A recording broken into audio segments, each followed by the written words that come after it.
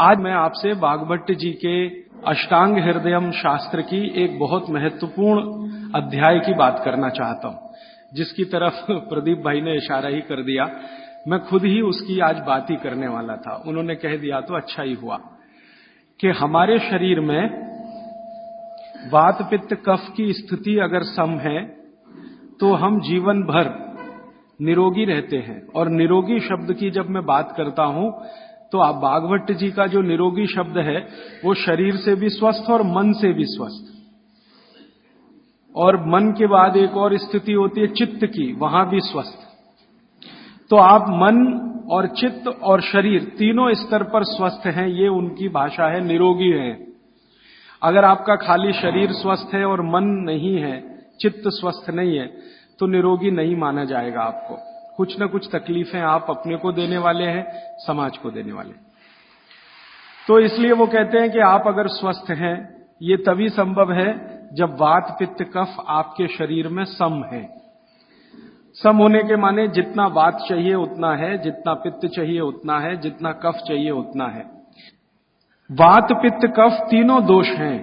एक तरफ वाग्भट्ट जी कहते हैं कि ये तीनों दोष हैं, त्रिदोष, लेकिन एक तरफ ये जरूरी भी है। ये भी महत्व की बात है। अगर ये नहीं है शरीर में तो आप शरीर से काम ही नहीं ले सकते। वात भी चाहिए, पित्त भी चाहिए, कफ भी चाहिए। बस उन्होंने ये कहा कि ये सम मात्रा में हो, जब जितनी जरूरत है उतने हो। जनवरी का महीना चल रहा है, मान लो अभी आ जाएगा कल से, तो जनवरी के महीने में वात जितना चाहिए, पित्त जितना चाहिए, कफ जितना चाहिए उतना अगर है तो बहुत अच्छा। फरवरी में, मार्च में, महीनों के हिसाब से जो आपका जीवन चक्र चलता है उसमें जैसी जैसी जरूरत हो उतना वात पित्त कफ होता रहे तो आपके लिए सबसे अच्छा। और अगर ये जरूरत के हिसाब से कम ज्यादा होता है, नहीं मिल रहा है, तो बहुत ही खराब। तो आप रोग ही रोग में डूबेंगे। ये है जो महत्व की बात समझने की है। तो वाग्भट्ट जी ने कहा कि आपके जीवन में ये वात पित्त कफ जब जरूरत हो वैसे ही रहे, उसके लिए उन्होंने एक अध्याय लिखा, पूरा अध्याय लिखा। उसका नाम है दिनचर्या। दूसरा एक अध्याय लिखा, उसका नाम है ऋतुचर्या। एक अध्याय लिखा आहार द्रव्य का ज्ञान, माने जो खा रहे हैं उसके बारे में जानना, आहार द्रव्य का ज्ञान। फिर ऐसे करते करते उन्होंने 40 से ज्यादा अध्याय लिख डाले। कुल अध्याय में 7000 सूत्र में बार बार रिपीट कर रहा हूं ताकि याद हो जाए आपको। तो जो दिनचर्या वाला हिस्सा है वो अभी तक मैं बात नहीं कर पाया आपसे। आज मुझे एक दिन मिला तो मैं बात करता हूं, और व्याख्यान के अंत में जो प्रदीप भाई ने कहा वो इसमें जुड़ जाएगा अपने आप। दिनचर्या के बारे में वाग्भट्ट जी कहते हैं कि सामान्य रूप से हमारे शरीर की अवस्था के हिसाब से हमें दिनचर्या तय करनी है, शरीर के हिसाब से। सबके लिए ये जर्नल नहीं है, ये ध्यान रखना। हर व्यक्ति के शरीर के हिसाब से ये बदलती है। जैसे मेरे बगल में बाबूजी बैठे हैं तो इनकी दिनचर्या मुझसे अलग होगी, और मुझसे छोटा कोई लड़का या लड़की है, भाई या बहन है, उसकी दिनचर्या मुझसे अलग होगी। तो आपकी सुविधा के अनुसार मैं 3 हिस्से करता हूं। मैंने पहले भी वो 3 हिस्से किए हैं। जवानी शुरू होती है 18-19 वर्ष में, इस देश में ऐसा माना जाता है। वाग्भट्ट जी के हिसाब से ये बराबर नहीं है, आज माना जाता है। हमारे यहां 18 साल पर वोट देने का अधिकार आपको मिलता है, ऐसा माना जाता है कि आप में परिपक्वता है। वाग्भट्ट जी कहते हैं कि जवानी 13 से 14 साल में शुरू हो जाती है। 13 से 14 साल में शुरू हो जाती है। पुराने लोग हमारे ऐसा ही मानते थे, 13 से 14 साल में युवा अवस्था शुरू हो जाती है। तो आप समझ लीजिए कि जन्म से लेकर 13-14 साल तक का एक भाग, 13-14 साल से लेकर 60 साल तक दूसरा भाग, और 60 साल के ऊपर तीसरा भाग। 3 तरह के लोगों की श्रेणी बना दी जाए। अब इसमें दिनचर्या का ध्यान दिया जाए।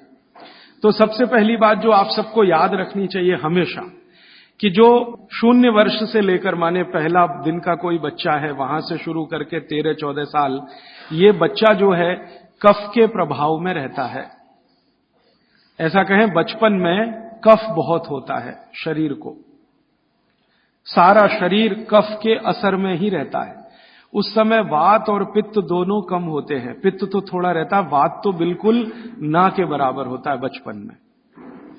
इसलिए बचपन में 13-14 साल की उम्र तक के किसी भी बच्चे को या भाई बहन को मैं देखता हूं और वो मुझे कहता है कि मेरे घुटनों में दर्द है, तो मुझे बहुत हैरानी होती है कि ये कैसे आया। आना ही नहीं चाहिए। भागवती जी कहते हैं कि प्रकृति ने एक व्यवस्था बनाई हुई है। वो व्यवस्था ये है कि बचपन जो आपका गुजरेगा वो कफ के असर में होगा। कफ ज्यादा होगा, जिनको कफ ज्यादा होगा उनको घुटनों का दर्द होना ही नहीं चाहिए, कमर का दर्द होना ही नहीं चाहिए, हड्डियों में दर्द होना ही नहीं चाहिए, उनके बाल गिरने ही नहीं चाहिए, बाल बढ़ने ही चाहिए, उनके शरीर में कभी भी थकान होनी ही नहीं चाहिए, शरीर सोने के लिए ज्यादा प्रवृत्त होना ही चाहिए, क्योंकि कफ के असर में नींद बहुत आती है। तो 14 वर्ष की उम्र तक अगर कोई भी भाई या बहन, बेटा या बेटी 8 घंटे से 10 घंटे भी सो रहा है तो भी उसके लिए अनुकूल ही माना जाता है। तो कफ के असर में नींद बहुत आती है, वात के असर में नींद बिल्कुल कम हो जाती है। तो कफ के असर में अगर वो बच्चा है तो उसके शरीर की एक तरह की दिनचर्या, ऋतुचर्या है। फिर क्या होता है कि 14 साल से ऊपर लेके 60 साल तक जवानी मान लीजिए, तो इसमें पूरा शरीर पित्त के असर में रहता है। 14 साल से लेकर 60 साल तक पित्त का असर होगा। तो शरीर को पित्त का असर होगा ही ये इतने दिनों में। तो इनके लिए एक तरह की ऋतुचर्या, दिनचर्या। और तीसरा है 60 के ऊपर की जब उम्र हो जाती है तो वात के प्रभाव में आ जाता है पूरा शरीर। तो 60 के ऊपर उम्र जिनकी हो गई, अब वो मुझे ये कहें कि राजीव भाई घुटने दुख रहे हैं, तो समझ में आता, ठीक है भाई, स्वाभाविक है आपके लिए, हड्डियां कमजोर हो रही हैं, बिल्कुल स्वाभाविक है। ये उतना ही स्वाभाविक है जैसे आपके जीवन में बहुत सारी दूसरी चीजें स्वाभाविक होती है। तो 60 के बाद जब तक आप जीवित हैं वात के प्रभाव में है, 60 से पहले 14 वर्ष तक जब तक आपकी उम्र है आप पित्त के प्रभाव में है, और 14 वर्ष से कम आपकी उम्र है तो आप कफ के प्रभाव में हैं। तो मैं कफ से शुरू करता हूं। कफ से शुरू करें कि कफ प्रधान जो बच्चे हैं 14 साल तक, उनकी दिनचर्या कैसी होनी चाहिए। उनके लिए भागवत जी कहते हैं कि ये जो कफ के प्रभाव में बच्चे हैं, ये आज से मैं आपसे माफी मांगते हुए कह रहा हूं, कफ के प्रभाव के बच्चों को जितनी चाहें उतनी नींद लेने दीजिए। आप उनको टोका टाकी मत करिए। अक्सर मैंने देखा है मां बाप की जो टोका टाकी बच्चों के लिए, अरे इतनी देर सोता है, वो सोएगा ही क्योंकि कफ के असर में है। तो आप जबरदस्ती उसको मार के पीट के उठाएंगे, चल पढ़ने को बैठ, होमवर्क कर, टीचर ने इतना दे दिया। अरे वो होमवर्क करके करेगा क्या? अगर वो अपने कफ के असर में है वैसी उसकी दिनचर्या रखिए। तो भागवती जी कहते हैं कि जो कफ के असर में है उसको 10 घंटे तक की नींद स्वीकृत है, माने 10 घंटे तक वो 24 घंटे में सो सकता है। अब ये नींद वो 2 हिस्से में लेता है तो बहुत अच्छा, एक ही हिस्से में ले तो भी चलेगा, लेकिन ज्यादा बेहतर है कि 2 हिस्से में ले। माने रात को 8 घंटे तक सो जाए, 9 घंटे तक सो जाए, दोपहर को 1 घंटे जरूर सो जाए। लेकिन आप अगर कहेंगे कि कफ के असर में जो बच्चे हैं उनमें भी 3 कैटेगरी बनती है। 14 से 8 एक कैटेगरी, 14 साल से 8 साल, 8 साल से 4 साल एक कैटेगरी, और फिर 4 से 1 साल की कैटेगरी। तो 1 से 4 साल वाली कैटेगरी में भागवत जी कहते हैं कम से कम 16 घंटे की नींद, और 4 से 8 साल की कैटेगरी में वो कहते हैं कि कम से कम 12 से 14 घंटे की नींद, और बाद में वो कहते हैं जो 14 साल 8 से 14 तो वो कहते हैं कम से कम 8 से 9 घंटे की नींद। तो छोटे बच्चे अगर आपके घर में हैं जिनकी उम्र 14 साल से कम है, आप उनको सोने से मत रोकिए, क्योंकि कफ का असर है, और कफ का प्रभाव जब ज्यादा होता है ना तो होता क्या है वो समझ लीजिए। कफ आप जानते हैं चिकना पदार्थ है, स्निग्ध पदार्थ है। कफ का मतलब है आपको खांसी आए और जो बलगम निकल जाए, जो बलगम है ना वो ही कफ है, ऐसा समझ लीजिए। वो स्निग्ध है, चिकना है और बहुत भारी है। ये गुरु है, गुरु माने भारी, हैवी है, बहुत हैवी है, इससे ज्यादा हैवी कोई चीज नहीं। तो स्निग्ध है, चिकना है, भारी है, गुरु है, और जो भारी चीज होती है वो शरीर के ब्लड प्रेशर को हमेशा बढ़ाती है, हमेशा बढ़ाती है। हर भारी चीज, हैवी चीज आप कहते हैं ना, कहते हैं कई बार चिकित्सक हल्का खाओ जी, ज्यादा भारी चीज मत खाओ। हर भारी चीज शरीर के ब्लड प्रेशर को बढ़ाती है, क्योंकि भारी चीज जाएगी तो उसका गुरुत्व ज्यादा है, गुरुत्व ये ज्यादा है, तो वो बढ़ेगा। अगर ब्लड प्रेशर, तो आपके ब्लड प्रेशर को कंट्रोल रखने के लिए ज्यादा बढ़ गया तो तकलीफ आ जाएगी। तो बॉडी ने एक व्यवस्था बनाई, शरीर ने व्यवस्था बनाई कि आप ज्यादा नींद लो। ये नींद लेते समय ब्लड प्रेशर हमेशा कम रहता है। जितनी देर आप सोएंगे ब्लड प्रेशर या तो सामान्य होगा या सामान्य से कम होगा। जितनी देर आप जगे हुए हैं ब्लड प्रेशर सामान्य से थोड़ा ज्यादा होगा। तो बचपन में क्या है, आदमी या बच्चा गुरुत्व में है, कफ में है, स्निग्धता में है, इसलिए उसको नींद लेकर ब्लड प्रेशर को मेंटेन करना है अपनी व्यवस्था बनाने के लिए, इसलिए वो ज्यादा देर सोएगा ही। आप उसके सोने पर पाबंदी मत लगाओ। आप अगर ये महसूस करते हो कि जी 14 घंटे से भी ज्यादा सो रहा है, तो सोचने की बात आएगी। उसमें भी 4 साल तक के बच्चे को तो वो भी नहीं सोचना, वो 18 घंटे भी सोए तो सोने दो उसको। और वैसे भी आप महसूस करते हैं, आप सब माताएं हैं, आपने बच्चे अपने बड़े किए ही हैं, छोटे बच्चे जितने होंगे नींद उतनी ज्यादा लेंगे, क्योंकि कफ का असर उतना ही ज्यादा है और ज्यादा कफ को मेंटेन रखना है ब्लड प्रेशर के लिए, इसलिए नींद लेनी ही पड़ेगी, बिना उसके होने वाला नहीं है। इसलिए बचपन में नींद ज्यादा। तो अब नींद ज्यादा है तो ये कब संभव है? ये नींद ज्यादा आप तभी संभव है जब जल्दी सो जाएं, माने बच्चों को जल्दी सोना ही। आप बोलेंगे जी कितने बजे तक सोना? भागवत जी तो ये कहते हैं कि सूर्यास्त होने के 2 घंटे के अंदर सो जाना। सूर्यास्त होने के 2 घंटे के अंदर सो जाना। अब सूर्यास्त कब हुआ? चेन्नई में मान लीजिए 6 बजे हुआ, तो हर बच्चे को 8 बजे तक सो ही जाना, कंपलसरी सो जाना। अब ये तब संभव है जब आप बच्चों को थोड़ा टीवी से दूर रखें। भागवत जी के समय में टीवी नहीं था, होता तो उस पर भी कमेंट करते। अब ये आ गया पिछले 50 साल में, आधुनिक विज्ञान ने इसको दे दिया। तो टीवी से बच्चों को दूर रखें ताकि उनके सोने की कमी ना आए।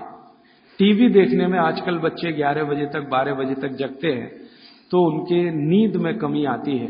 नींद में अगर कमी आएगी तो कफ के असर में नींद अगर पूरी नहीं लेंगे तो फिर कफ बिगड़ेगा, और ये बिगड़ा हुआ कफ बच्चों को चिड़चिड़ा बनाएगा, चिड़चिड़ा। बच्चों को अगर नींद पूरी नहीं लेंगे, इसको ध्यान रखिए, तो उनमें चिड़चिड़ापन आएगा, गुस्सा भी आएगा। और चिड़चिड़ापन और गुस्सा उनमें है तो वो आपकी कोई बात नहीं मानेंगे। आप उनको लाख अच्छी बात कहो, वो मानेंगे ही नहीं, क्योंकि शरीर को मस्तिष्क जो है नियंत्रित करता है। मस्तिष्क कफ के प्रभाव में है, कफ बिगड़ा हुआ है, सुधरा हुआ नहीं है, क्योंकि नींद पूरी नहीं ले रहे हैं, तो ये तो संकट आने ही वाला है। तो अक्सर घरों में ये समस्या मैं सुनता हूं, वो कहते राजीव भाई बच्चे हमारी सुनते नहीं। वो सुनेंगे तब तक नहीं जब तक नींद पूरी नहीं हो रही है। आप उनकी नींद पूरी होने दीजिए, 8 घंटे 9 घंटे की 10 घंटे की नींद पूरी, फिर देखिए वो कितने अच्छे से सुनते हैं। अब मैं आता हूं जो आपने प्रश्न किया, जब आदमी कफ के असर में होता है, कोई भी बच्चा हो तो भी बड़ा हो तो भी, कफ के असर में जब भी होगा, चिड़चिड़ा होगा, गुस्सैल होगा, क्रोधी होगा, लड़ने को हमेशा तैयार होगा, और बहुत कफ अगर उसका बिगड़ा हुआ है तो वो ऐसा ही होगा जैसे कल बेनजीर भुट्टो को गोली मारने वाला। ये कफ के असर में ही होता है, तब होता है। कोई भी कफ प्रकृति का व्यक्ति किसी को भी गोली मार सकता है, अगर उसका कफ इतनी तीव्रता पर है, बिगड़ा हुआ, गोली मार सकता है, बम मार सकता है। किसी के खून को निकलते देख उसके कफ को शांति आती है, मन में उसके संतुलन आता है। तो कफ जो है ना बहुत अच्छी चीज है, लेकिन एक लिमिट के बाद जब ये बाहर जाता है तो दुनिया की सबसे खतरनाक चीज है। और दुनिया में जो अध्ययन हुए हैं, जो अभ्यास हुए हैं, कि जितने भी अपराधी प्रवृत्ति के लोग हैं दुनिया में, वो कफ के असर में ही सारे अपराध करते हैं। लेकिन कफ बिगड़ा हुआ है, और इसी कफ का असर है कि प्रेम भी बहुत पैदा होता है। बहुत प्रेम पैदा होगा इसी कफ के असर में। आप किसी छोटे बच्चे को देखते हैं ना, आपके दिल में अत्यंत प्रेम पैदा हो जाता है, वो कफ का असर है। कफ प्रेम भी पैदा करता है और कफ आदमी को जहरीला भी बना देता है। महत्व की बात है कि कफ जब तक नियंत्रण में है तो प्रेम भाव पैदा करेगा, सद्भाव पैदा करेगा, और जब ये बिगड़ गया, निकल गया बाहर, तो ये खतरनाक से खतरनाक चीजें बता देगा। अब मैं आपको बागवट की बात छोड़कर मेरी बात एक जोड़कर सुनाता हूं तो बहुत अच्छे से समझ में आए। आपने कई बार अखबारों में पढ़ा होगा, न्यूज़पेपर में, मैगजीन्स में पढ़ा होगा कि दुनिया में सबसे खराब बच्चे अमेरिका के हैं। सबसे खराब बच्चे दुनिया में, सबसे खराब। उनकी खराबी का कोई लिमिट नहीं है। आपने अक्सर न्यूज़पेपर पढ़े हैं कि हाई स्कूल के बच्चे जेब में से रिवॉल्वर निकाला और पट पट पट पट टीचर को मारा, अपने पड़ोसी को मारा, इसको मारा और अंत में खुद को मारा। अमेरिका की मुश्किल से कुल आबादी 27 करोड़ है। इसमें से लगभग 3 करोड़ के आसपास बच्चे हैं, ऐसा वो कहते हैं। इन 3 करोड़ बच्चों में 30 लाख जेल में बंद हैं, जेल में बंद हैं। और जिनकी उम्र 14 साल की, 12 साल की, 11 साल की, 10 साल की, ऐसी उम्र के बच्चे जेल में बंद हैं। होना चाहिए स्कूल में, लेकिन है जेल में। ये जो अमेरिका की स्थिति है, ये कनाडा की भी है, यही स्थिति ब्रिटेन की है, यही फ्रांस की है, यही जर्मनी की है, यही स्वीडन की है, यही स्विट्जरलैंड की है। इन सभी देशों में, जो ठंडे देश माने जाते हैं, बच्चे सबसे ज्यादा बिगड़े हुए। आपको सुनकर हैरानी होगी, अमेरिका, यूरोप के देशों में सबसे ज्यादा जो अपराध हो रहे हैं, उनमें लगभग 65 से 70% अपराध बच्चे कर रहे हैं। वो चाहे बलात्कार के हों, चाहे छेड़खानी के हों, या गोली मारने के हों, या लूट मारी के हों, बच्चे कर रहे हैं। बच्चे जिनको हम 14 साल तक की उम्र का मानते हैं, वो कर रहे हैं। परिणाम क्या है? बिगड़े हुए कफ के प्रभाव में है वो सब बच्चे। बिगड़े हुए कफ के प्रभाव में जो भी रहेगा, हिंसा ही करेगा, अहिंसक हो नहीं सकता। कफ जैसे ही बिगड़ता है तो हर तरह के नेगेटिव विचार और बुरे विचार शरीर में आएंगे। अब वो शरीर की एक स्वाभाविक क्रिया है। इसको रोकना है तो क्या करें? इसको रोकना है तो कफ कम करो, बिगड़ने मत दो। और कफ बिगड़े नहीं तो बागवट जी कहते हैं इसकी सबसे अच्छी अचूक दवा है भरपूर नींद लेना। मुफ्त का इलाज है। बिगड़े हुए कफ को सुधारना है, कंट्रोल में। ये बड़ों के लिए भी मैं कह रहा हूं, क्योंकि आगे आपको भी समझ में आएगा कि आपके शरीर में भी अगर कफ की स्थिति बिगड़ रही है तो भरपूर नींद लेना शुरू करिए। कफ अपने आप आपका कंट्रोल में आ जाएगा, क्योंकि शरीर ही कर लेता है ये सब। बस ध्यान दीजिए। इसका मतलब यह है कि बच्चों को चिड़चिड़ेपन से बचाना, गुस्से से बचाना, नेगेटिविटी से बचाना, गलत रास्ते पे ना चले जाएं। अब गलत रास्ता आप सब समझते हैं, जैसे हमारे प्रदीप भाई कह रहे थे कि आजकल बच्चे भाग रहे हैं घर छोड़कर बॉयफ्रेंड के साथ या गर्लफ्रेंड के साथ। ये बिगड़े हुए कफ की अवस्था है। क्योंकि मैं तो ट्रीटमेंट भी करता हूं होम्योपैथी में। ऐसे बहुत सारे लड़के लड़कियां इलाज के लिए मेरे पास आते हैं जो घर छोड़कर भागे हुए। क्यों भाग गए जी? पिताजी अच्छे नहीं लगते, माताजी अच्छी नहीं लगती। जिन माता पिता ने पैदा किया वो ही अच्छे नहीं लगते। कफ इतना खतरनाक है, आप जरा समझिए इस बात को। जो माता पिता ने जीवन के सारे कष्ट झेलकर उनको बड़ा कर दिया 14 साल का।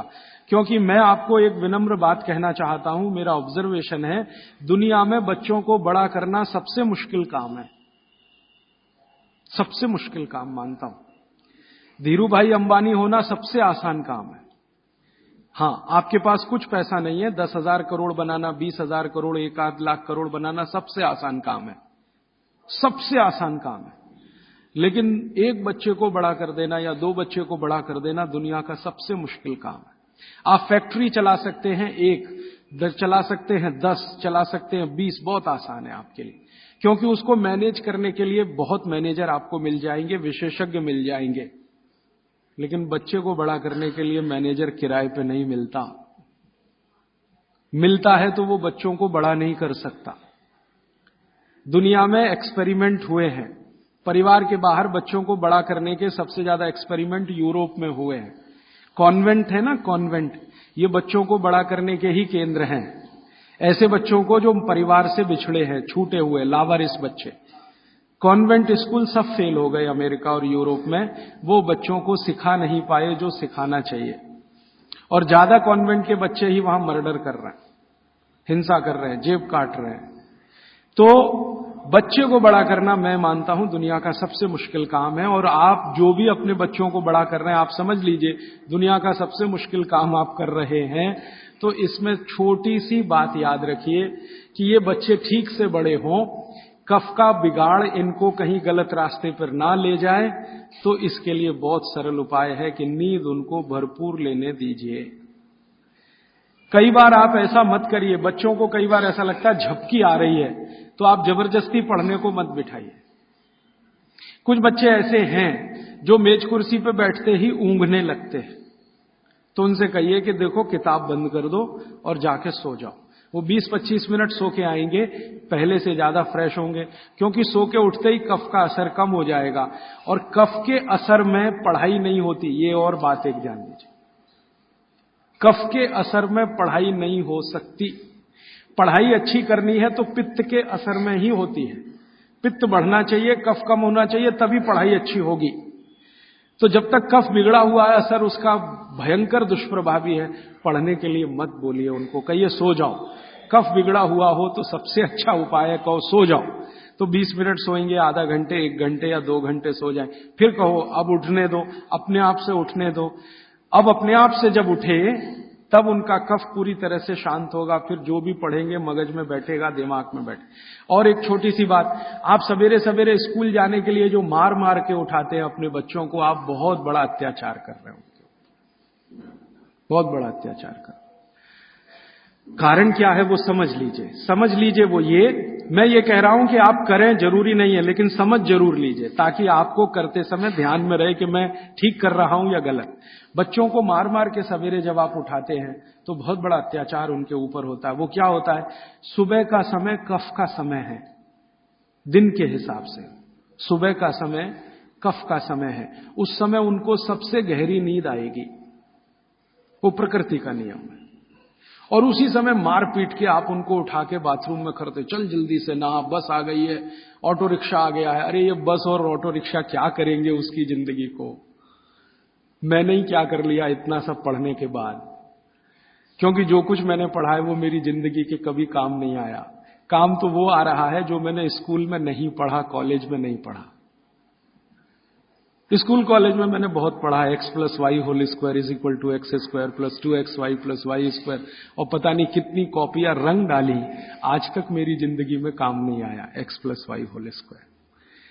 अब मेरे गणित के टीचर को मैं पूछता हूं क्यों पढ़ाया मास्टर जी आपने मुझे, तो कहते हैं क्या करूं यार, काम तो मेरे भी नहीं आया, मुझको किसी ने पढ़ाया तो मैंने तुमको पढ़ाया।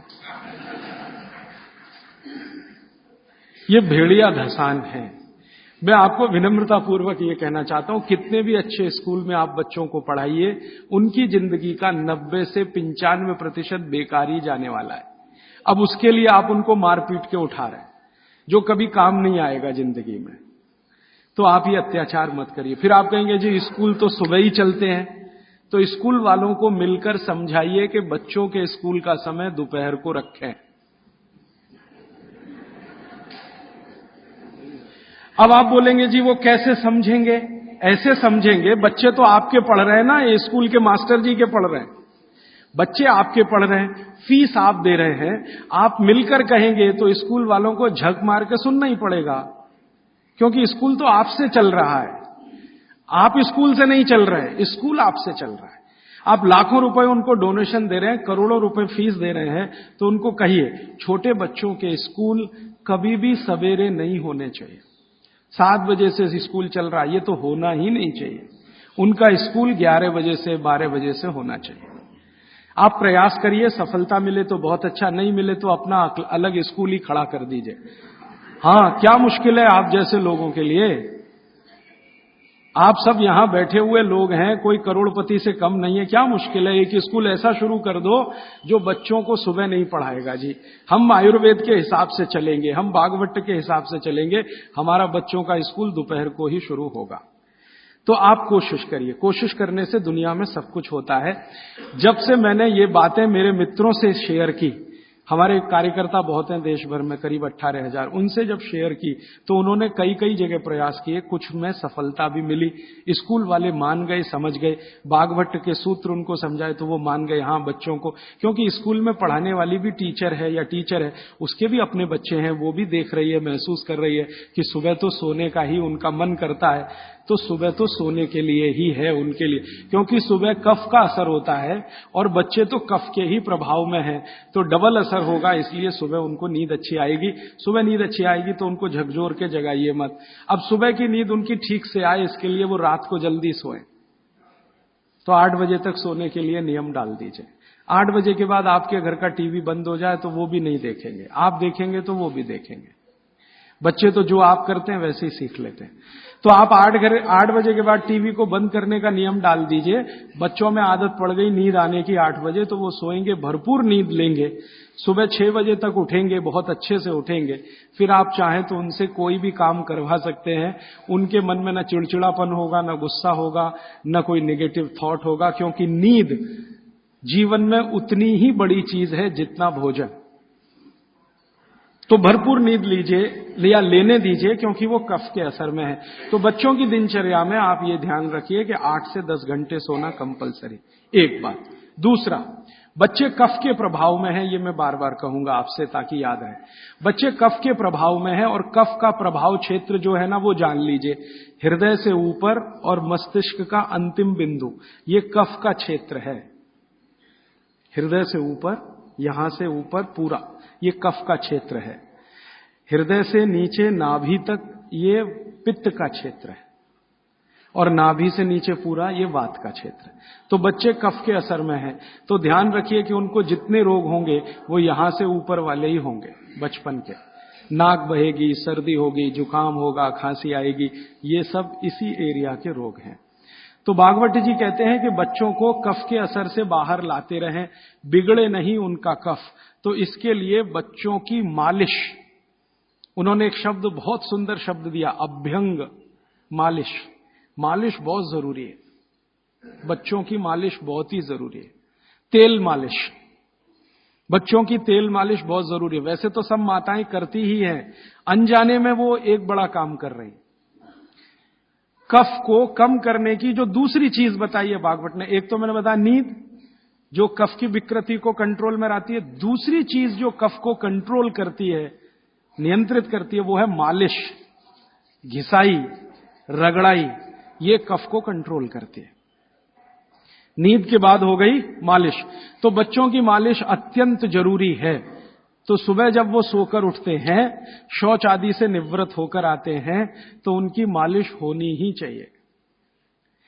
अब भागवत जी ने कहा है कि जो कफ के असर में है वो व्यायाम ना करे, वो प्राणायाम ना करे, योग आसन भी ना करे।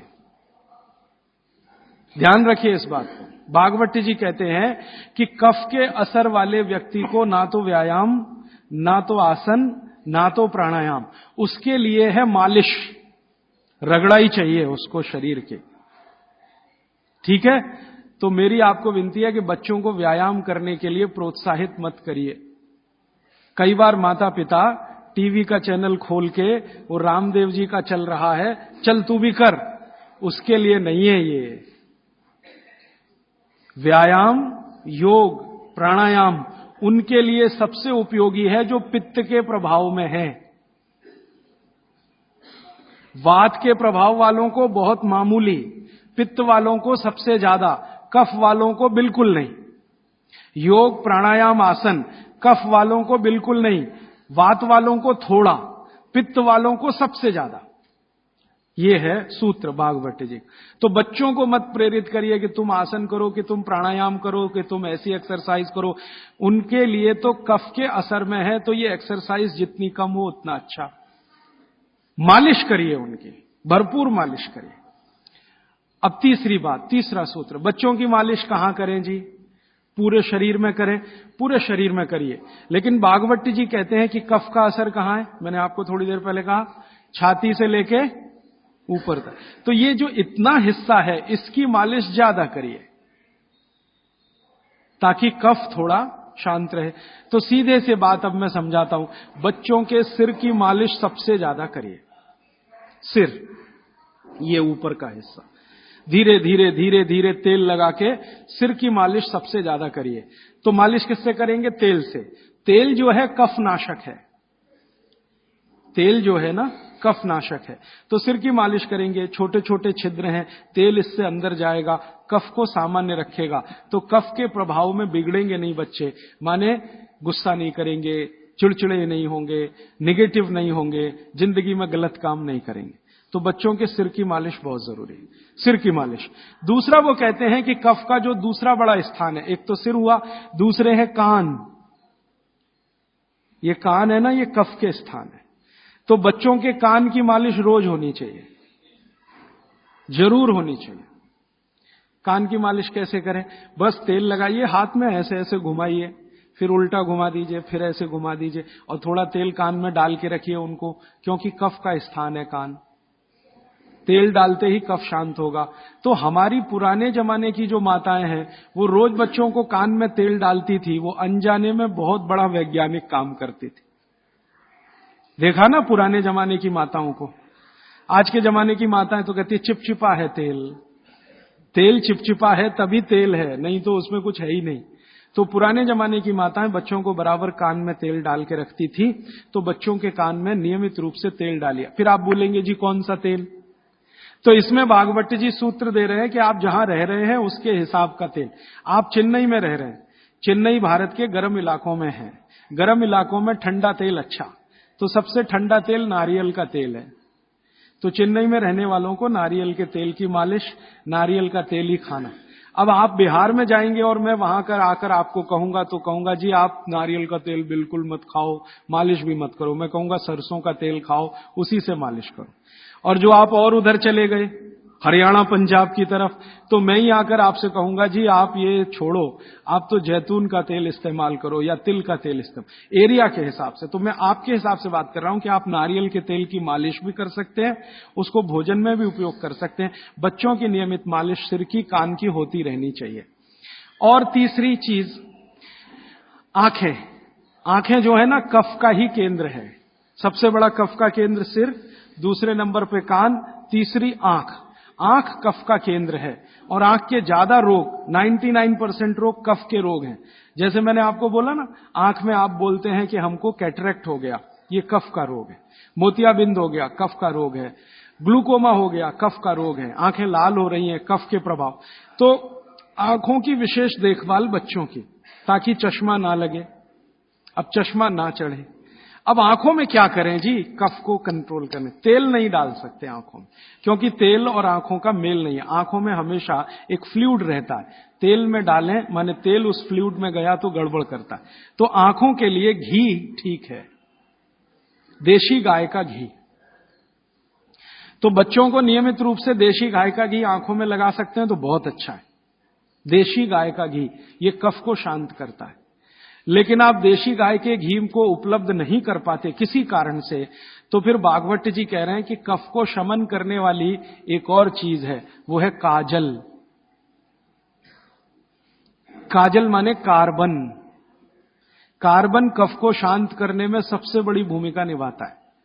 तो बच्चों को नियमित रूप से आंखों में काजल होना ही चाहिए। भागवत जी ने बहुत सुंदर शब्द इस्तेमाल किया है, सौवीर अंजन, उसको कहें काजल, सौवीर अंजन, बहुत सुंदर शब्द है। और भागवत जी इतने दयालु और कृपालु हैं कि उसकी पूरी विधि भी लिख के गए कि बच्चों के लिए जो सौवीर अंजन बनाना है वो कैसे बनेगा। उसमें इस्तेमाल होता है गाय का दूध और दारू हल्दी। दारू हल्दी देखा? जारू हल्दी, एक हल्दी और एक दारू हल्दी। तो दारू हल्दी, गाय का दूध, गाय का घी, ऐसी 5-7 वस्तुओं से बनता है। पूरी विधि किताब में है, मैं ज्यादा समय खराब नहीं करना चाहता। तो बच्चों को नियमित रूप से आंख में काजल, क्योंकि कफ को शांत करे, कान में तेल, सिर पर तेल की मालिश, ठीक है? ये 3 चीजें उनके लिए बहुत आवश्यक है। फिर आगे चलें तो खान पान उनका, कफ के प्रभाव में जो भी बच्चे हैं उनके खान पान में भागवत जी कहते हैं दूध सबसे आवश्यक। दूध, बिना दूध के बच्चों का जीवन नहीं। दूध तो उनके लिए सबसे आवश्यक। दूसरी कोई चीज उनके लिए आवश्यक है, वो है मक्खन। मक्खन, लोनी कहते हैं, मक्खन कहते हैं, लोनी। और फिर तीसरी चीज है घी, उसके बाद तेल, और उसके बाद जो भी आप साधारण चीजें खा रहे हैं। गुड़ बच्चों को बहुत ही आवश्यक है, क्योंकि कफ को संतुलित रखने में जो जो चीजें मदद कर रही हैं, घी है देशी गाय का, दूध है, दही है, मट्ठा है, मक्खन है, गुड़ है, ये सब कफ को संतुलित रखने वाली चीजें। तो ये बच्चों के भोजन में नियमित। अब गुड़ जो है ना, कई फॉर्म में खा सकते हैं बच्चे। सीधे गुड़ खा सकते हैं, गुड़ की पट्टी खा सकते हैं, चिक्की जिसको आप कहते हैं, तिल में हो तो बहुत अच्छा, मूंगफली में है तो भी चलेगा, नहीं तो चने में खा सकते हैं। तो बच्चों के डेली डाइट में ये चीजें रहनी चाहिए। गुड़ रहना चाहिए, तिल रहना चाहिए, मूंगफली रहनी चाहिए। ये सब चीजें जिनको आप महसूस करते हैं ना भारी हैं, ये कफ को संतुलित रखने में मदद करते हैं। तो भारी चीजें बच्चों को नियमित रूप से दीजिए। एक ही चीज का निषेध है, एक ही चीज का निषेध बताया भागवत जी ने, पतला आटा। अब पतला आटा उन्होंने कहा है, पतला आटा माने बारीक आटा। इसको मैं थोड़ा आज के हिसाब से कहूं, क्योंकि आज वो चीज है भागवत के जमाने में नहीं थी। मैदा, मैदा ही निषिद्ध है बच्चों को, बस मैदे की चीज नहीं। अब मैदे की चीज नहीं क्यों? क्योंकि ये कफ को बिगाड़ने वाली चीज है मैदा। बाकी चीजें कफ को संतुलित रखती हैं, मैदे की चीजें कफ को बिगाड़ेंगी। तो बच्चों को मैदे की मठरी मत दें। अब आप बोलेंगे जी मठरी मांगे तो आटे की बना के दें, मैदे की ना दें। अब मैदे का बना हुआ समोसा ना दें, तो समोसा मांगेंगे तो आटे का समोसा दें। मैदे की कचौरी ना दें, कचौरी मांगेंगे तो आटे की दें। मैदा छोड़कर बाकी चीजों के बारे में भागवत जी कहते हैं कि बच्चे आसानी से प्रभाव कफ में उसको भी पाचन कर सकते हैं। अब मालिश हो गई, भोजन हुआ, फिर नहाने के लिए कहा है, तो मालिश पहले, स्नान बाद में। हमेशा स्नान के बाद मालिश करने को मना किया है, स्नान बाद में, मालिश पहले। तो अच्छे से मालिश करिए। आप बोलेंगे जी कितनी देर मालिश करें? तो इसके लिए बहुत सुंदर बात उन्होंने कही है। बच्चों की मालिश करते समय जब उनकी बगल में पसीना आ जाए तो मालिश रोक दें। घड़ी के हिसाब से नहीं बताया उन्होंने कि 10 घंटे करें कि 20 घंटे, 40 मिनट, या समय उन्होंने बताया नहीं, क्योंकि हर बच्चे के लिए वो अलग होगा। तो उन्होंने इतनी सुंदर ऑब्जर्वेशन दिया कि जब आप मालिश कर रहे हैं, बच्चे की बगल में पसीना आ गया तो मालिश बंद करें, बगल में पसीना आते ही। और वो ये कहते हैं कि कुछ बच्चे ऐसे हो सकते हैं जिनको बगल का पसीना जल्दी ना आए, तो हो सकता है उनके माथे पे पसीना आ जाए, तो मालिश रोक दें। ठीक है? तो मालिश के बाद स्नान। स्नान के लिए भागवत जी कहते हैं कि जो भी चीजें कफ को कम करती हैं वही चीजें स्नान में उपयोग करें। अब मैं आपको बताना चाहता हूं आधुनिक बात, भागवत जी ने तो नहीं कहा। उन्होंने ये कहा कि कफ को कम करें वही चीजें स्नान में उपयोग करें। तो कफ को कम करने वाली सबसे बेहतरीन चीज आपके घर में है चने का आटा। दूसरी बेहतरीन चीज है ये जो हमारे देश में संभव है, पता नहीं आपको मिलेगा कि नहीं, चंदन की लकड़ी का पाउडर। भागवत जी ने कहा है कि ये बहुत कफ को कंट्रोल रखता है। तो चंदन की लकड़ी का पाउडर माने चंदन पाउडर, चने का आटा, और मोटा आटा कोई भी, गेहूं का हो, चने का हो, दाल का हो, मोटा आटा। फिर कहते हैं मसूर की दाल का आटा, फिर वो कहते हैं मूंग की दाल का आटा। ये सब कफ को कम करने वाली चीजें। तो कहते हैं बच्चों का स्नान इन्हीं से कराएं ताकि कफ कम रहे। मतलब सी बात है, साबुन ना लगाएं, क्योंकि ये जो साबुन है ना, ये केमिकल है। केमिकल माने सोडियम हाइड्रोक्साइड, सोडियम हाइड्रोक्साइड माने कास्टिक सोडा। ये कास्टिक सोडा तो कफ को भड़काने वाली चीज है, इसलिए बच्चों को साबुन गलती से भी ना लगाएं। उनको चने के आटे से नहलाएं, मुल्तानी मिट्टी से नहलाएं, चंदन पाउडर से नहलाएं, क्योंकि कफ को कम करने वाली ये सब चीजें हैं। इन चीजों से ही स्नान कराएं। उपटन बना के रखें घर में, उपटन से स्नान कराएं। बच्चों को साबुन गलती से भी नहीं। और साबुन जो गलती से आप लगा रहे हैं और आंख में गया तो सर्वनाश कर सकता है आंख का, क्योंकि आंख कफ के प्रभाव में है और साबुन बहुत तीखा होता है। वो पित्त और वात के प्रभाव की चीजें हैं। तो दुश्मन मिल गए दो एक साथ, साबुन और आंखों का जल, तो तकलीफ करेगा। वैसे भी बच्चे बहुत रोते हैं, साबुन आंख में लगे। तो आजकल टीवी में एक विज्ञापन आने लगा, बिना आंसू निकालने वाला साबुन दुनिया में हो ही नहीं सकता। ये मूर्ख बनाने के तरीके हैं आपको। कोई भी साबुन आंसू ना निकाले, ये हो ही नहीं सकता, क्योंकि साबुन है ही पित्त और वात का, और आंखें हैं कफ की। लगेगा तो आंखों से आंसू निकलेंगे ही। हाँ, एक ही समय में हो सकता है कि साबुन में कास्टिक सोडा सबसे कम हो, ग्लिसरीन और तेल सबसे ज्यादा हो। तो ग्लिसरीन और तेल अगर सबसे ज्यादा है तो उबटन में ही तेल मिला के नहला देना। साबुन क्यों खरीद के ला रहे हैं? 35 रुपए का आता है Johnson and Johnson baby soap, 350 रुपए किलो। 35 रुपए का 100 ग्राम, 350 रुपए किलो। काजू से महंगा है, काजू 200 रुपए किलो, साबुन 350 रुपए किलो। बादाम से महंगा है, बादाम 300 रुपए किलो, साबुन 350 रुपए किलो। और नहा के जाएगा कहां? पानी में ही जाएगा ना। 350 रुपए किलो की चीज पानी में बाहर है। उससे अच्छा काजू खिला दें उनको, बादाम खिला दें। तो नहाने के लिए उबटन जो बहुत सस्ता पड़ता है, और क्वालिटी उसकी कैसे चेक करें कि कफ को नाश करता है, कफ को शमित रखता है, कफ को शांत रखता है। इसलिए उबटन का स्नान बच्चों को जरूरी। आगे बढ़ें। बच्चों का स्नान होने के बाद उनके खान पान का मैंने बता दिया। ऐसी चीजें उनको नियमित खिलानी है जो कफ को कम करती है। मैंने 3-4 चीजों के नाम लिए। दूध है, दही है, मट्ठा है, हर मोटा अनाज माने बाजरी है, जवारी है, ये सब कफ को शांत रखने वाली चीजें हैं। गाय का घी है ना, मक्खन और घी। मक्खन ज्यादा अच्छा है बच्चों को बनिस्बत घी के, क्योंकि मक्खन कफ को शांत रखने में मदद करता है। तो मक्खन ज्यादा से ज्यादा उनके भोजन में रहे, और बाकी सब चीजें दाल चावल जो भी आप खाते हैं अच्छा। फिर उसके बाद शाम के समय 3-4 बजे के आसपास क्या होता है, उनका पित्त थोड़ा बढ़ेगा। 12 से 4 के बीच में पित्त बढ़ता है। 12 बजे तक कफ के असर में है, 12 से 4 के बीच में पित्त बढ़ेगा। तो उस समय ऐसी चीजें खिलाएं जो घी की बनी हुई चीज। और रात को ये बच्चे थोड़ा वात के असर में आते हैं। कफ तो सबसे ज्यादा है, लेकिन रात को वात के, तो वात को कम करने वाली चीजें रात को उनको दें। और वो मैं पहले दिन भी काफी बता चुका हूं। तो ये हो गया बच्चों की दिनचर्या। 7 बजे सोने के लिए का माहौल बनाने के लिए तैयारी करें। 7 बजे तक माहौल बने सोने का, तो 8 बजे सोएंगे। और माहौल बनाने में सबसे बड़ी मदद करेगा टीवी का स्विच ऑफ। मेरी तो आपको विनती है कि घर के छोटे बच्चे हैं ना, तब तक केबल कनेक्शन ना लें।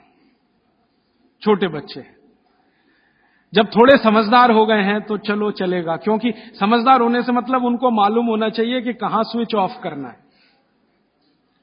तो उस समय थोड़ा चल जाएगा। लेकिन बच्चे जब तक छोटे हैं, साल भर के, 1.5 साल के, 2 साल के, 2.5 साल के, तब तक तो केबल कनेक्शन ऑफ रखें, या केबल कनेक्शन है तो टीवी ऑफ रखें, चले नहीं उनके सामने। नहीं तो वो चालू हो जाएंगे, पोगो देखेंगे, पोगो। हाँ, कार्टून फिल्म देखेंगे। क्यों देखेंगे जान लीजिए। कफ के असर में जो बच्चा होता है, इसको समझाना चाहता हूं मैं। कफ के असर में जब बच्चा होता है तो उसकी कल्पनाशीलता सबसे ऊंची होगी। मैंने थोड़ी देर पहले कहा ना, ये कफ है जो सम में रहे तो व्यक्ति को बहुत कल्पनाशील बनाएगा। इतना कल्पनाशील और वैज्ञानिक बनाएगा, सोच नहीं सकते। बिगड़ेगा तो सबसे बड़ा अपराधी भी बनाएगा उसको। तो बच्चों की कल्पनाशीलता बहुत होती है, क्योंकि वो कफ के असर में है। इसलिए हर ऐसी चीज जो उन्हें सोचने में मदद करती है उनको अच्छी लगती है। आपने एक कहानी सुनाई, बच्चे कहानी सुनते हैं ना बड़े मजे से। क्यों सुनते हैं? वो उनकी कल्पनाशीलता में मदद करती है कहानी। आपने कहा एक राजा था, अब इतना कहते ही उनका चालू हो गया दिमाग। आप आगे का वाक्य बोलेंगे, उसके पहले वो कल्पना कर लेंगे राजा कैसा है, सिंहासन पर बैठा है कि जमीन पे बैठा है, बगल में रानी है कि नहीं है, सामने वजीर है कि नहीं है, मंत्री है कि। ये तो आपके बोलने से पहले उनके दिमाग में घूम गई पूरी फिल्म। एक राजा था, फिर कहेंगे आगे बताओ, तो आप कहेंगे एक रानी थी। अब रानी के बारे में सब बातें उनके दिमाग में आ गई। फिर आप कहेंगे क्या हुआ, तो दोनों मर गए, खत्म कहानी। अब आप कहेंगे तो उनको बिल्कुल अच्छा नहीं लगेगा। हम लोग बच्चों को टालने के लिए कहते हैं, एक राजा था, एक रानी थी, दोनों मर गए, खत्म कहानी। उनको बिल्कुल अच्छा नहीं लगेगा, क्योंकि जिस समय कल्पना उनकी चलना शुरू हुई, आपने कहानी खत्म कर दी। अब आप टालना चाहते हैं उनको, और वो कल्पना करना चाहते हैं उस समय। तो आप कहानी को जितना लंबा खींचें उतना अच्छा। मेरा कहना यह है आपको, कहानी को लंबा खींचते जाएं। भले एकता कपूर के सीरियल की तरह से खींचे उसको। इतनी इलास्टिसिटी है एकता कपूर के सीरियल में कि सालों साल हो गए, खत्म ही नहीं होते। सास भी मर गई, बहू भी मर गई, एक जनरेशन चली गई, दूसरी आ गई, सीरियल खत्म। ये बच्चों को चाहिए आप उनकी कल्पनाशीलता को बढ़ाने में मदद करें। माने कहानी जो वो सुन रहे हैं उसको छोटी ना करें, सुनते सुनते सो जाएं तो बहुत अच्छा। और मेरी आपको विनती है कि चुन चुनकर कहानियां सुनाएं उनको। अब आज के जमाने में कैसे बच्चे आपको चाहिए, जैसे चाहिए वैसी कहानी सुनाइए। भगवान महावीर जैसे बच्चे चाहिए तो सुनाइए उनकी कहानी, रोज सुनाइए, सुनेंगे, बड़े प्रेम से सुनेंगे, लेकिन कल्पनाशीलता के साथ। आप अगर उनको चाहते हैं कि राणा प्रताप जैसे हों तो सुनाइए उनकी कहानी, लक्ष्मीबाई जैसे हों तो सुनाइए उनकी कहानी। क्योंकि बच्चों की कल्पनाशीलता आपसे ज्यादा बड़ी है, ये जान लीजिए। ये अलग बात है कि उनके पास शब्दों का भंडार कम है, शब्दकोश कम है, लेकिन सोचने में वो आपसे आगे है।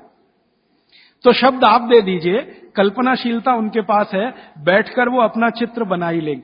और जिन बच्चों को जितनी लंबी कहानियां आप सुनाएंगे वो उतने ही क्रिएटिव होने वाले, उतने ही क्रिएटिव होंगे। अच्छा वैज्ञानिक बनाना है बच्चों को तो कल्पनाशीलता ऊंची चाहिए। तो अच्छे वैज्ञानिक बनाना है अगर किसी भी बच्चे को तो कल्पनाशीलता ऊंची, तो कहानी उतनी लंबी। अच्छा मैथमेटिशियन बनाना है, कल्पना शक्ति अच्छी चाहिए तो कहानी लंबी। माने लंबी कहानियां सुनाने की आप अपनी आदत डालें तो बच्चों में आएगी। वो कहानी सुनने में इतने मगन होते हैं, फिर उनको टीवी की जरूरत नहीं है, न पोगो की जरूरत है, न कार्टून नेटवर्क की कुछ जरूरत नहीं। आप अगर सुना रहे हैं उनको कहानी जिसमें उनकी कल्पनाशीलता रम रही है तो वो बहुत जरूरी है। और फिर मेरी एक छोटी सी आखिरी बात, क्योंकि दूसरी बात के लिए समय कम पड़ रहा है, कि जब बच्चे आपसे कोई सवाल करें तो जान लीजिए वो अपनी कल्पनाशीलता को बढ़ाना चाहते हैं, तब सवाल कर रहे हैं। तो उनके सवाल का जवाब ईमानदारी से दें। जैसे उन्होंने सवाल पूछा कि ये टमाटर का रंग लाल क्यों है, मान लीजिए सवाल पूछा टमाटर का रंग लाल क्यों। अब आपको मालूम नहीं है कि टमाटर का रंग सच में लाल क्यों है, तो आप उनको कुछ उल्टा सीधा मत कहें, भगवान ने कर दिया है, ऐसा हो गया है, वैसा हो गया है। आप उनको ईमानदारी से कहें, देख भाई, बेटा या बेटी, मुझे अभी मालूम नहीं है कि टमाटर का रंग लाल क्यों होता है, मैं कल पता करके बता दूंगा या परसों पता करके बता दूंगा। बच्चे जब सवाल पूछ रहे हैं तो उनकी कल्पनाशीलता की पूर्ति के लिए पूछ रहे हैं, आप उनको कभी भी गलत जवाब तो दीजिए ही मत। वो कह रहे हैं जी ये चंद्रमा क्यों चमक रहा है सफेद सफेद, और तारे क्यों चमक रहे हैं, और सूरज लाल क्यों दिख रहा है या पीला क्यों दिख रहा है, या ये पत्ते हरे क्यों हैं, ये पीले हो जाते हैं तो ये हरे से पीले कैसे हो गए। ऐसे सवाल वो पूछेंगे, उनके उत्तर पूरी ईमानदारी से दीजिए। तो इसका माने आपको पढ़ना ही पड़ेगा, बिना पढ़े आप उत्तर दे नहीं सकते। और जो आपने कोशिश की उल्टा सीधा, तो थोड़े दिन में जब उनको सच्चाई पता चलेगी तो आपका आदर वो बिल्कुल नहीं करेंगे। उनके गुरुजी ने बता दिया कि ये पत्ता हरा इसलिए था और टमाटर लाल इसलिए हो गया और चंद्रमा इसलिए चमकता है, सूरज इसलिए पीला दिखाई देता है। जैसे ही उनको पता चलेगा तो आपकी इज्जत तो 2 कौड़ी की हो गई उनके सामने। वो आपको कहेंगे जी आपने गलत बताया, मेरी टीचर ऐसा बोलती है। तो आपसे हटकर वो टीचर की तरफ चला गया, और टीचर की तरफ गया तो समझ लो बच्चा आपके हाथ से ही गया। जैसे जैसे उसका आकर्षण टीचर के प्रति बढ़ता जाएगा वो आपके कंट्रोल के बिल्कुल, फिर टीचर जो कहेगी उसको पत्थर की लकीर मानेगा, आप जो कहोगे उस पर कभी भी भरोसा नहीं करेगा। इसलिए मैंने थोड़ी देर पहले कहा बच्चों को बड़ा करना दुनिया का सबसे मुश्किल काम। तो आप बच्चों के साथ व्यवहार वैसा ही करें जैसा प्रकृति ने उनको स्वभाव दिया है। कफ का स्वभाव माने कल्पनाशीलता वाला स्वभाव, कफ का स्वभाव माने इमेजिनेशन, लिमिटलेस इमेजिनेशन। वो सीमा के पार जाके बात करते हैं। आप देखते हैं ना दुनिया के सारे बच्चे परेशान है हैरी पॉटर पढ़ने के लिए, है ना, और आप और मैं सवाल करते हैं जी हैरी पॉटर में रखा क्या है। कुछ नहीं है, उसमें तिलिस्म है, जादुई तिलिस्म है, वो सच्चा नहीं है, लेकिन उनकी कल्पनाशीलता में उनको बहुत आनंद दे रहा है, इसलिए करोड़ों किताबें बिक रही हैं हैरी पॉटर। आप पसंद करें या न करें, क्योंकि बच्चे कफ के असर में हैं, कल्पनाशीलता उस समय सबसे ज्यादा है। तो जादुई बातें, तिलिस्मी बातें, जादूगर की बातें, ये सब उनको अच्छी इसलिए लगती है कि कल्पनाशीलता बढ़ाने में ये सब मदद करती है। ये जासूसी उपन्यास जितने हैं ना, बच्चे बहुत प्रेम से पढ़ते हैं, चाहे वो अमेरिका में हो या हिंदुस्तान में। बस अंतर है, अमेरिका में अंग्रेजी में पढ़ेंगे, हिंदुस्तान में हिंदी में जरूर पढ़ेंगे। चंदा मामा एक पत्रिका आती है बच्चों की, चंदा मामा या नंदन, चुन चुन के ऐसी कहानियां हैं उसमें जो उनकी कल्पनाशीलता बढ़ाती हैं। तो वो लड़ेंगे आपसे, चंदा मामा चाहिए, नहीं तो ये किताब चाहिए, अमर चित्रकथा चाहिए, ये चाहिए, ये चाहिए। अब आपके ऊपर है कि आप उनकी कल्पनाशीलता कितनी बढ़ा सकते हैं। 14 साल तक विशेष ध्यान रखें बच्चों का, जब तक वो कफ के असर में। अब इसमें बाद में कुछ बातें आएंगी तो कल मैं जोड़ूंगा। अब मैं आ जाता हूं पित्त में। पित्त के प्रकृति के लोगों की दिनचर्या क्या? पित्त प्रकृति माने 14 साल से ऊपर और 60 साल के नीचे, इनकी दिनचर्या क्या? पित्त प्रकृति के लोगों को कफ का असर कम हो जाता है, पित्त थोड़ा बढ़ता है, वात उनके पास कम ही रहता है या बिल्कुल नहीं रहता।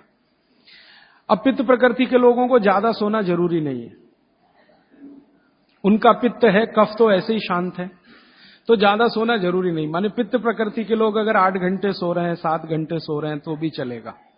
न्यूनतम नींद कितनी होनी चाहिए? आप कहें पित्त प्रकृति के सब लोगों को, जिनकी उम्र 14-15 साल से लेकर 60 साल है, इनकी कम से कम नींद 8 घंटे की रहे तो अच्छा है। लेकिन इससे भी कम रह सकती है क्या? 7 घंटे हो सकती है, लेकिन उसके लिए थोड़ा प्रयास करना पड़ेगा। 6 घंटे भी हो सकती है, 6 से कम नहीं और 8 से ज्यादा नहीं, ऐसे मान लीजिए।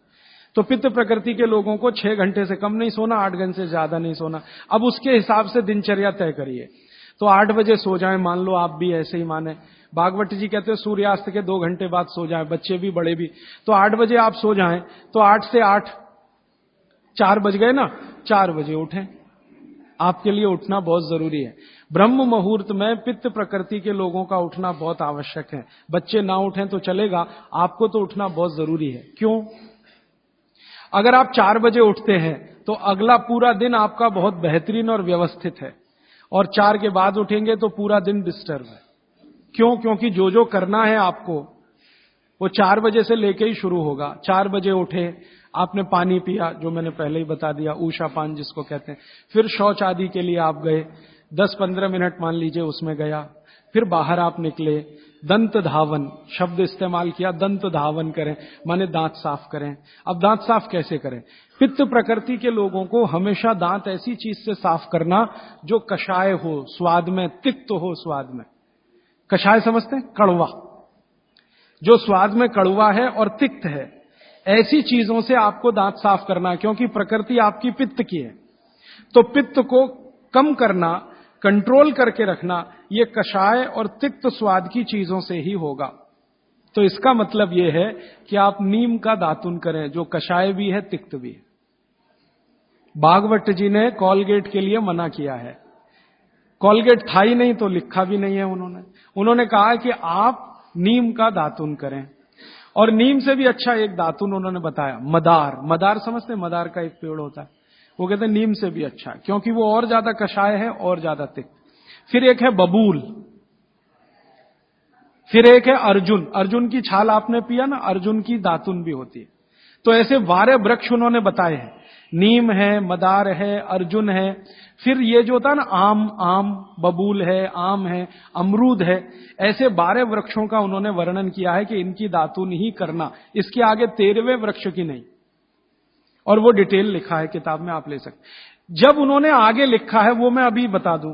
वो ये कहते हैं कि जीवन में जो ऋतु है, ऋतु गर्मी है, फिर सर्दी है, फिर बरसात है, 3 तो मुख्य ऋतुएं हैं, फिर इनकी उप ऋतुएं हैं, तो 6 हो जाती हैं। शरद है, शिशिर है, वसंत है। तो मोटा मोटा बता देता हूं, ज्यादा बारीक आपको याद नहीं रहेगा। वो ये कहते हैं कि जब गर्मी का सीजन है, गर्मी माने अप्रैल से शुरू कर लीजिए, उगादी से शुरू कर लीजिए, नहीं तो आप मकर संक्रांति से ही मान लीजिए। तो मकर संक्रांति से लेकर जब तक गर्मी है, माने बारिश नहीं होती, तब तक नीम के दातुन की बात कही उन्होंने। तो इसमें चैत्र भी आएगा, वैशाख भी। अब आप पुरानी चीज जरा देखिए कि हमारे बचपन में हमारी दादी कहती थी कि देख चैत्र का महीना लग गया, नीम के पत्ते खा ले तो अगले 1 साल तक बीमार नहीं पड़ेगा। तो वो समय यही आता है जो भागवत जी का कैलकुलेशन। क्यों?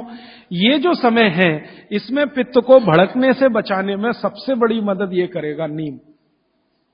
तो नीम का दातुन, नहीं तो बबूल का दातुन, नहीं तो मदार का दातुन। लेकिन गर्मियों में सबसे अच्छा नीम है। दूसरा सबसे अच्छा बबूल है गर्मियों में। और सर्दियों के दिन में सबसे अच्छा दातुन है अमरूद। अमरूद के पेड़ का दातुन सर्दियों में सबसे अच्छा, अमरूद के पेड़ का। और अमरूद के जैसा ही एक और पेड़ होता है, जामुन का भी दातुन करने का नियम बताया है, लेकिन पता नहीं आप तोड़ पाएंगे कि नहीं, लेकिन अमरूद का आसानी से मिल जाएगा।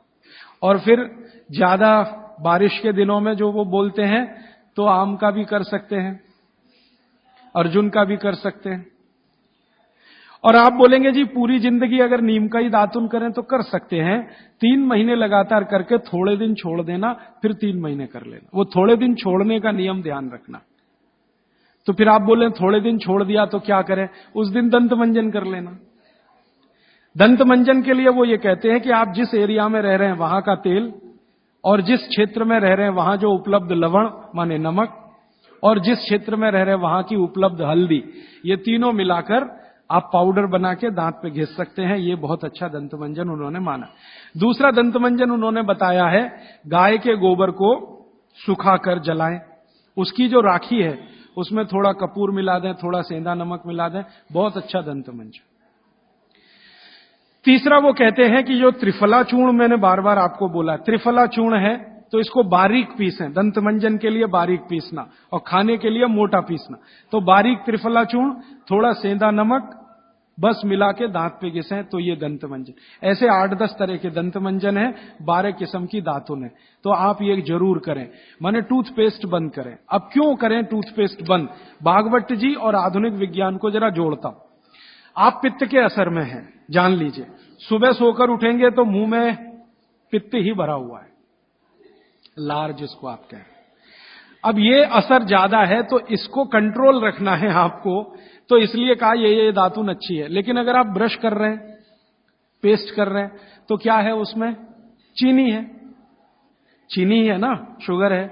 अब वो सैकरीन के रूप में है या किसी भी रूप में शुगर है, और शुगर और पित्त का झगड़ा है। तो सुबह उठते ही अगर आप पेस्ट कर रहे हैं जो मीठा है, तो सर्वनाश है। मीठा ब्रश माने मीठा पेस्ट पित्त में मिलाएं तो पित्त को तो बिल्कुल खराब करेगा ही, और मुंह को भी खराब करेगा। क्योंकि सुबह का मुंह आपका मीठे के असर में आया, मीठे के असर में, तो 101% चांसेस हैं कि आपके दांत खराब होना जल्दी शुरू हो। और मेरा ऑब्जर्वेशन है कि जो ज्यादा पेस्ट कर रहे हैं उन्हीं के दांतों में कीड़े सबसे ज्यादा लग रहे हैं। कीड़े लगना माने दांत खराब होना। आप बंद करिए, ये अच्छा नहीं, विज्ञान के हिसाब से बहुत खराब, और धर्म के हिसाब से तो और भी खराब है। मैं कई बार यहां बोल के गया हूं, सभी कॉलगेट, क्लोजअप, पेप्सोडेंट जैसे टूथपेस्ट मरे हुए जानवरों की हड्डियों से बन रहे हैं। जैसे कॉलगेट बन रहा है मरे हुए सुअर की हड्डियों से। ये प्रयोगशाला में प्रयोग करके हम प्रमाणित करने के बाद बोल रहे हैं आपसे, क्योंकि मैं जानता हूं सामने वाली कंपनी मेरे खिलाफ केस कर सकती है। फिर भी मैं बोल रहा हूं कि कॉलगेट बन रहा है मरे हुए सुअर की हड्डियों से, पेप्सोडेंट बन रहा है मरी हुई गाय की हड्डियों से, क्लोजअप और फॉरहंस बन रहे हैं बकरी और बकरे की हड्डियों से। और अगर आप शाकाहारी हैं, चुस्त जैन हैं और सवेरे सवेरे हड्डियों को घिस रहे हैं, तो कहां धर्म पालन हो रहा है? और आप तो जैन हैं तो इतना जान लीजिए कि प्रत्यक्ष हिंसा का जितना पाप है ना, परोक्ष हिंसा का पाप भी उतना ही है। तो किसी कंपनी ने आपके लिए बनाया टूथपेस्ट, माने उसने मारा जानवरों को, उसमें से निकालने के लिए हड्डियां आपके लिए बनाया, तो पाप आपके ऊपर उतना ही है जितना उस मारने वाले के ऊपर है। तो कसाई का पाप अपने सिर पे क्यों लेना? तो क्यों ये कॉलगेट, क्लोजअप बंद कर दीजिए। दातुन पे आइए, नहीं तो दंतमंजन। आप कहेंगे चेन्नई में दातुन नहीं मिलता, नहीं मिलता तो दंतमंजन बताया उन्होंने, वो आप बना लीजिए। तरीका मैंने बता दिया। सभी ऋतुओं में एक दंतमंजन वो कहते हैं कॉमन है। त्रिफला चूर्ण का दंतमंजन किसी भी ऋतु में किया जा सकता है, तो आप उसका ध्यान रखिए। अब आपने दांत वात साफ कर लिए, अब आपकी आगे की जो दिनचर्या है वो कैसी होगी? आपको जो है ना, पित्त प्रकृति के लोगों को मालिश भी करना है, व्यायाम भी करना है। बच्चों के लिए तो सिर्फ मालिश है, आपके लिए मालिश भी है, व्यायाम भी है। तो अब आप में कई बार कंफ्यूजन ऐसा होगा कि व्यायाम पहले करें कि मालिश पहले करें। तो भागवत जी ने क्लियर कहा है कि वात के जो रोगी हैं उनको मालिश पहले, व्यायाम बाद में। और पित्त के जो रोगी हैं, रोगी से मतलब आप पित्त के असर में हैं, तो व्यायाम पहले, मालिश बाद में। तो आपको व्यायाम पहले करना है, मालिश उसके बाद करनी है। अब आप पूछेंगे कितना व्यायाम करें, तो आपके लिए भी नियम वही है कि जैसे ही आपके बगल में पसीना आया, व्यायाम रोक दें। जैसे ही बगल में पसीना आया, व्यायाम रोक दें, उसके आगे व्यायाम ना करें। पसीना आया, व्यायाम रोक दें। वो 10 मिनट में आए तो, 20 मिनट में आए तो, 25 मिनट में आए तो, 40 मिनट में आए तो, 1 घंटे में आए तो, आपके शरीर के हिसाब से ध्यान रखिए। इससे ज्यादा व्यायाम करने की कोशिश ना करें। अब वो कहते हैं सबसे अच्छा व्यायाम क्या? सबसे अच्छा, तो आप कहेंगे जी दौड़ना। तो भारत के हिसाब से ये सबसे अच्छा नहीं है। भारत के हिसाब से ये दौड़ना बिल्कुल अच्छा नहीं है, क्योंकि दौड़ते समय वात बहुत प्रबल होता है, और भारत वात प्रकृति का देश है। देशों की प्रकृति होती है वात प्रकृति, क्योंकि गर्मी है, ज्यादा इलाके में गर्मी है, वात प्रकृति का देश है, रुक्ष देश है। चेन्नई जैसे 2, 4, 10 बड़े शहरों को छोड़ दो जो समुद्र के किनारे, बाकी देश रुक्ष है। रुक्ष माने सूखी हवा चलती है, तो रुक्ष है तो वात ही होगा। तो वात प्रकृति का देश है, इसलिए दौड़ना तो यहां बिल्कुल निषिद्ध है। दौड़ना तो नहीं, रनिंग तो बिल्कुल नहीं, वो ट्रेडमिल पे दौड़ें वो भी नहीं, एक्सरसाइजर लाके उस पे भी दौड़ें बिल्कुल नहीं।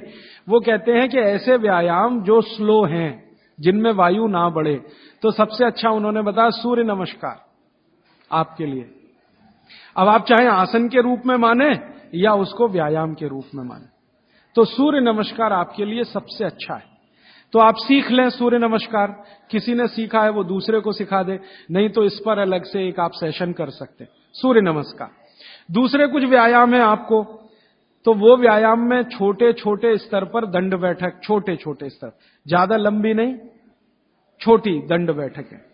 और छोटे छोटे स्तर के कोई भी व्यायाम जिसमें बहुत तेजी से पसीना ना निकले, सीधी सी बात, घर में हो तो बहुत अच्छा। अब वैसे माताओं को तो वाघभट्ट जी कहते हैं कि व्यायाम की अतिरिक्त जरूरत ही नहीं है। अगर वो रसोई घर के भोजन में लगी हैं तो बहुत सारे व्यायाम आपके वहीं हो रहे हैं। जैसे चक्की चला रहे हैं तो बहुत अच्छा है, सिलबट्टे पे चटनी बना रहे हैं तो बहुत अच्छा है। आप कहेंगे हम करते नहीं है, मैं प्रेरणा दे रहा हूं, करने लगे आप।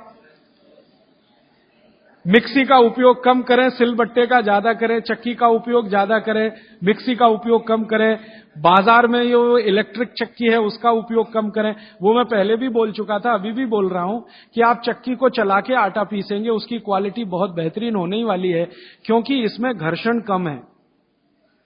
और घर्षण कम है ना, तो अनाज धीरे धीरे पिसेगा, और अनाज धीरे पिसेगा तो टेम्परेचर नहीं बढ़ेगा। और वात वाले देश में टेम्परेचर बढ़ना नहीं किसी भी चीज का। और आप इलेक्ट्रिक चक्की में पिसवाएंगे ना, बहुत तेज घर्षण है, तो अनाज में नाश हो जाएगा, पौष्टिकता कम होने ही वाली है। तो हाथ की चक्की का खा के देख लीजिए एक रोटी, और ये बिजली वाली चक्की का खा के देख लीजिए एक रोटी, एक ही मिनट में अंतर पता चल जाए। तो अगर आप करें तो अच्छा है। फिर आप कहेंगे जी चक्की मिलती नहीं।